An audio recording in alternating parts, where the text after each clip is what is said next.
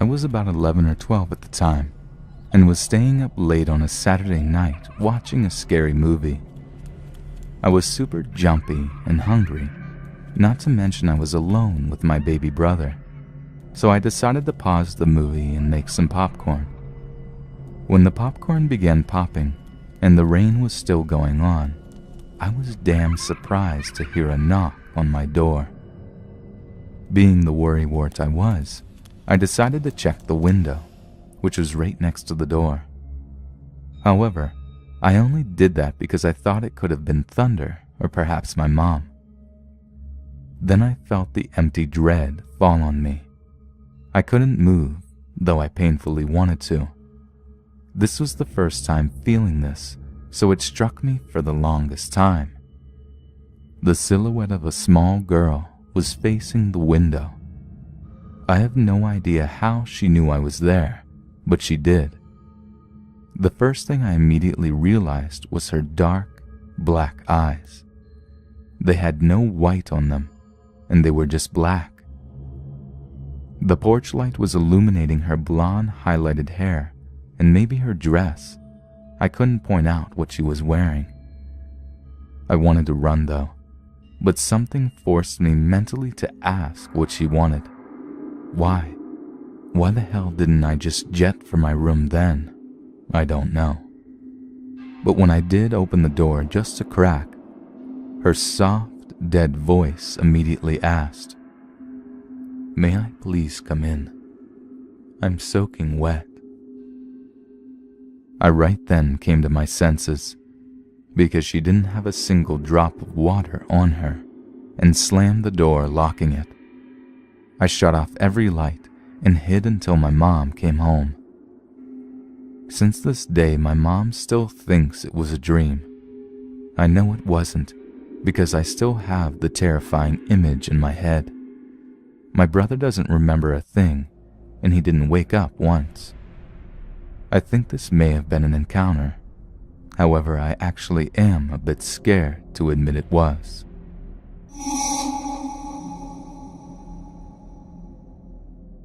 This was fairly recent, and the encounter I had reminded me of the Black-Eyed Kids, and this subreddit that I explored a few years ago when I'd first read about this phenomenon.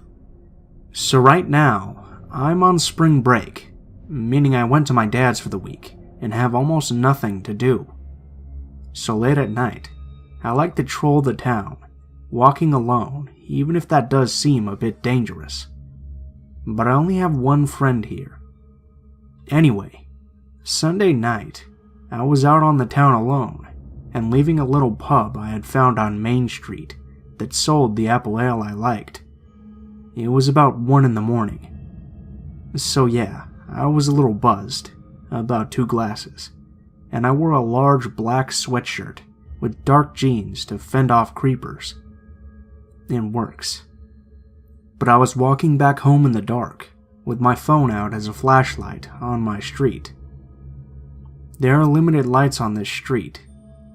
It's a relatively safe neighborhood though, and it's strictly middle class, so I figured no one else would be out. I was walking about 3 houses away from mine, when I looked over and saw 2 figures on the porch talking to a man who was shaking his head and refusing to open the screen door. I stopped cautiously at the end of the driveway, holding my phone out, ready to either help or call 911. Something, because I had no idea what was happening. I could only think that maybe these 2 people were harassing this man, who looked startled and pretty angry. Now, I by no means would have been able to help. I'm 5'6" and roughly 130 pounds, and have no fighting skills. But I felt maybe the way I was dressed might make me look bigger and rougher, so I stood there, watching with caution. Then I heard the voices. 2 kids it sounded like, and I stepped forward again, curiosity at this point pumping in my veins as I involuntarily moved forward. I kept walking, and I was halfway up his driveway and illuminated by the porch light, so he could see me, and I could see him, and I just stood there, still watching. "Please let us in. We need to call our mom. Please, you have to let us in." That's what the voice said. The voice showed no sense of fear, just confidence mingled with urgency.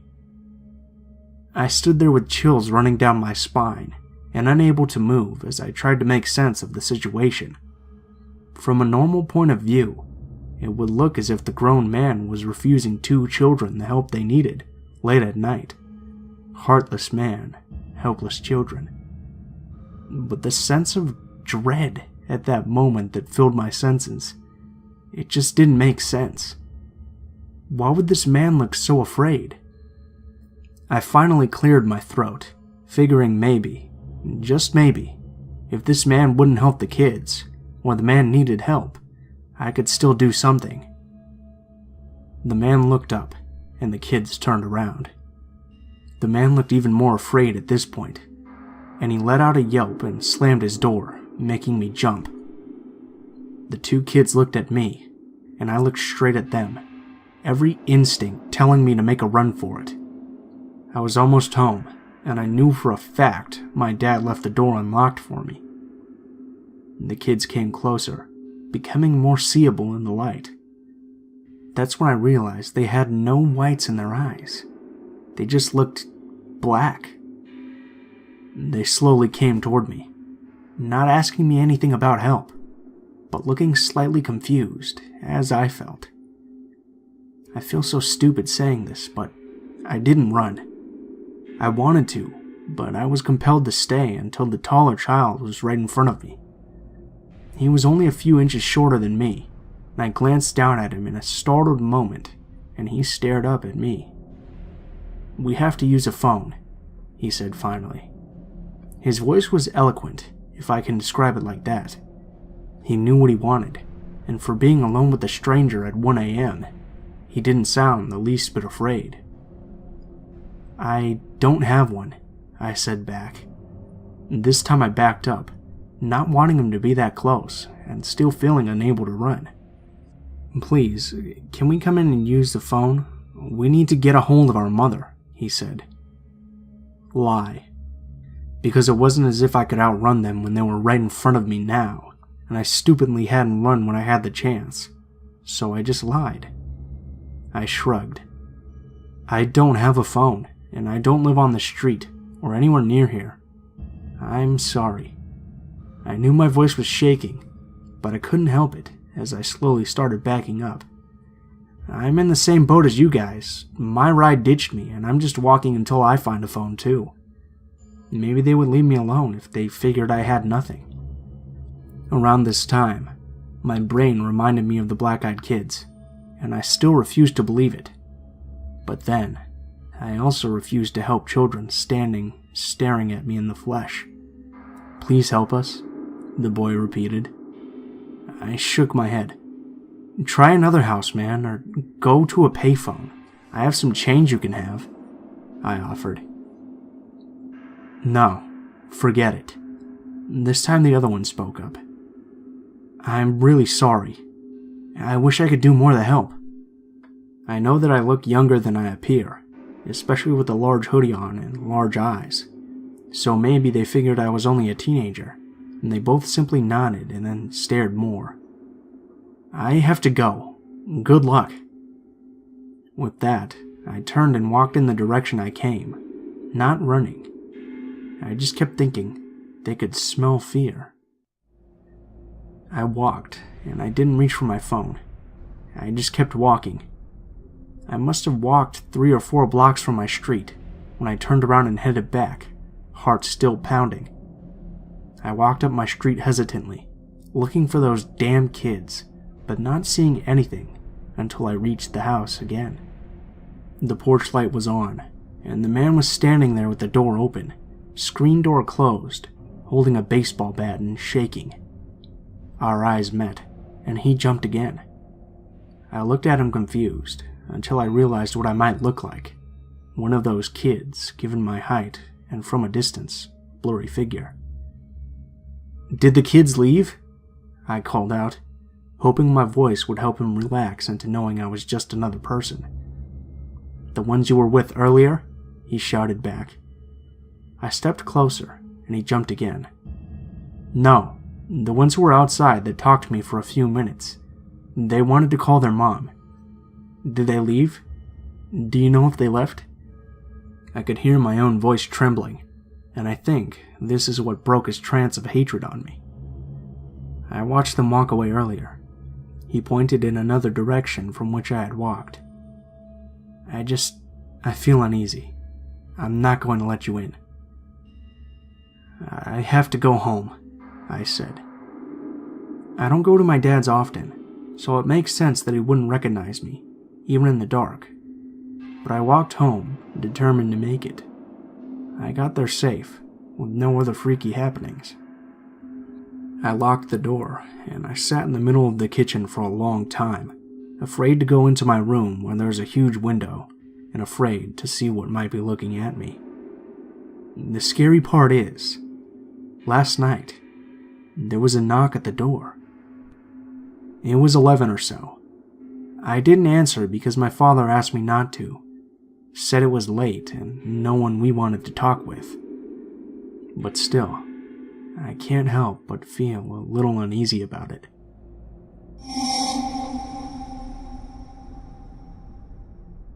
It was March of 2013, up here in the Great White North of Ontario. It was the aftermath of a really bad snowstorm. Canadian winters are extremely cold up here. I had ventured out to do some groceries with my 4-year-old daughter, who was mildly autistic. It was a weekend for sure because my husband was home, and he only comes home on weekends as he works during the week out of town. When this had happened, he was visiting his father at the assisted living home he lives in. I know about black-eyed kids, and I've been reading about them for years. So when I pulled into my driveway, car full of groceries and a 4-year-old, and saw the black-eyed man walking down the middle of the road, wearing a pair of blue shorts and a faded red hoodie, socks with sandals, of course I freaked. My first thought that he was some sort of junkie that wandered out of a not-so-great area of town to my nice little suburb. The thing is, everyone knows everyone in our area, and we look out for each other. This man was not only underdressed and completely unfamiliar to me, but he was acting really strange.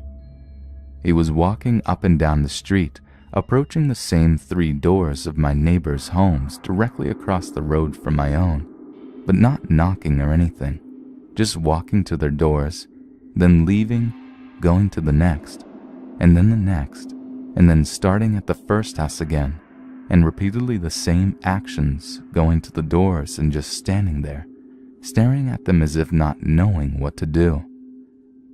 Finally, after watching him for about 5 minutes, I got out of my car, leaving my door open, and said, "Excuse me, what are you doing?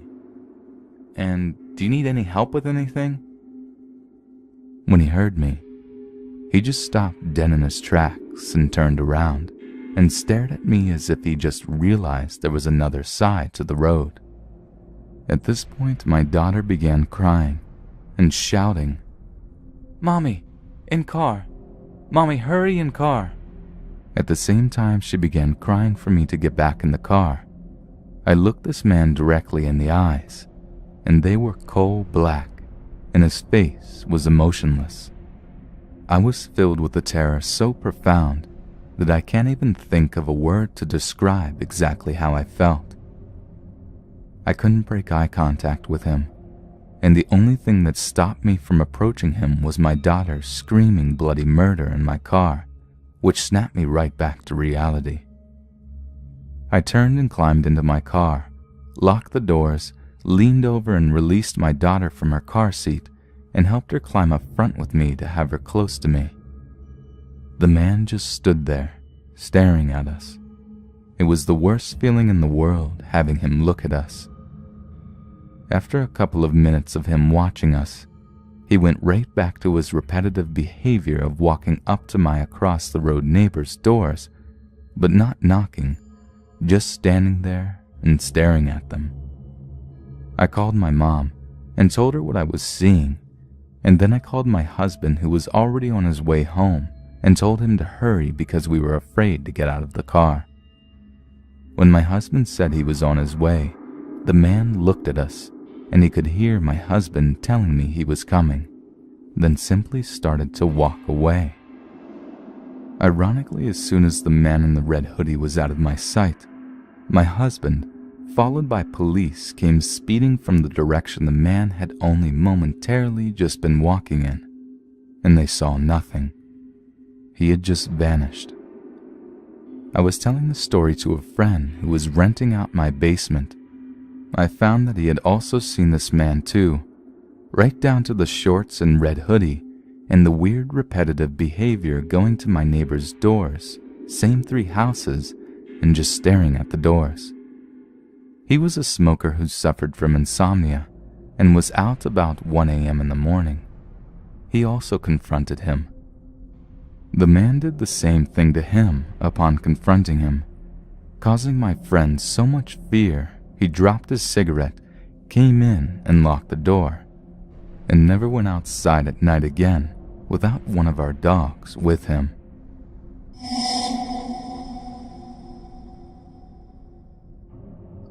Okay, so this feels really weird to say, but quick disclaimer. When this happened, I was sober, not asleep, and totally in my right mind.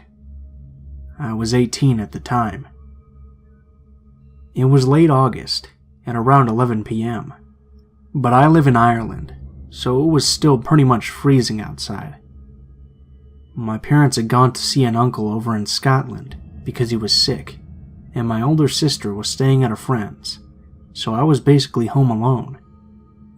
I wasn't scared though, because although I believed in ghosts, I never thought anything this creepy could happen to me.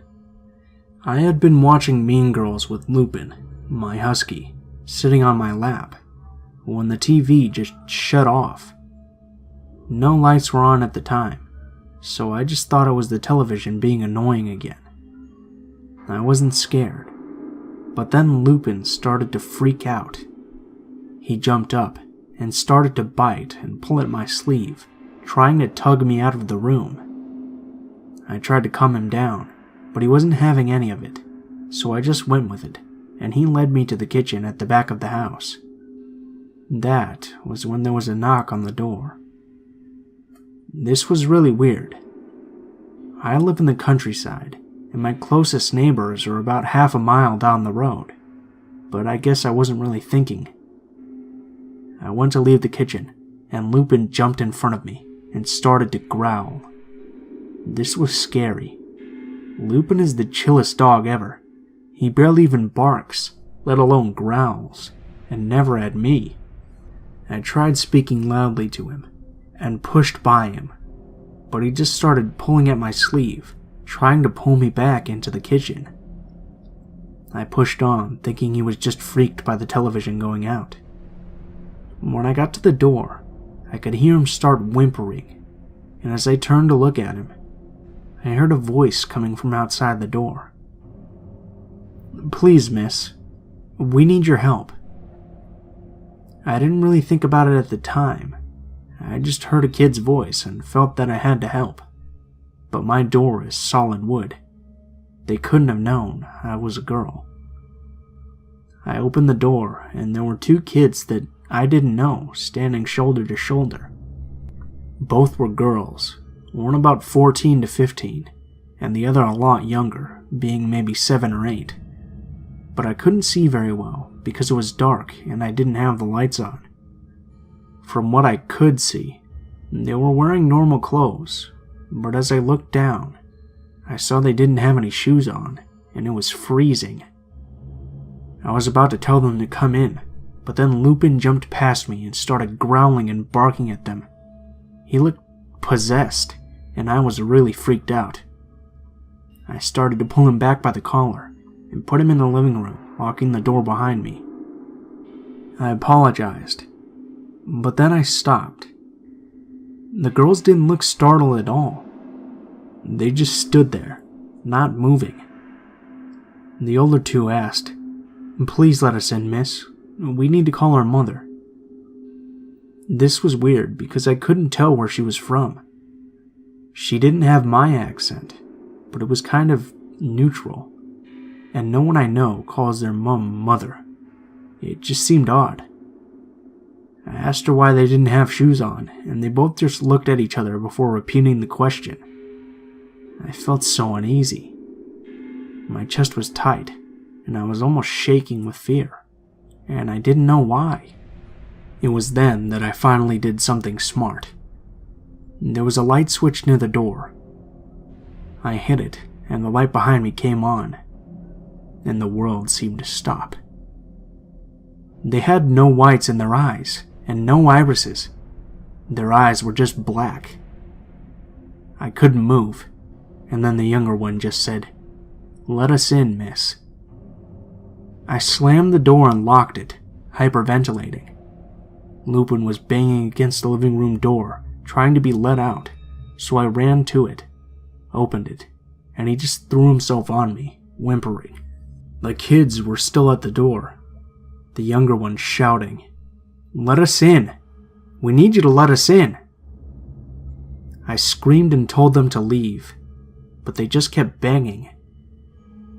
I ran upstairs and looked out the top window. And the kids had moved to the bottom of the drive and were looking right at me. I tried to scream, but no noise came out. I ducked down and looked up maybe 10 seconds later, but they were gone. This scared me even more, not knowing where they were. I called my sister and made her come home. I never saw them again and haven't slept properly since. It's been about 2 years now. Only found out recently that the black-eyed kids are a thing, and I'm not sure if this gives me closure or if it's even more terrifying.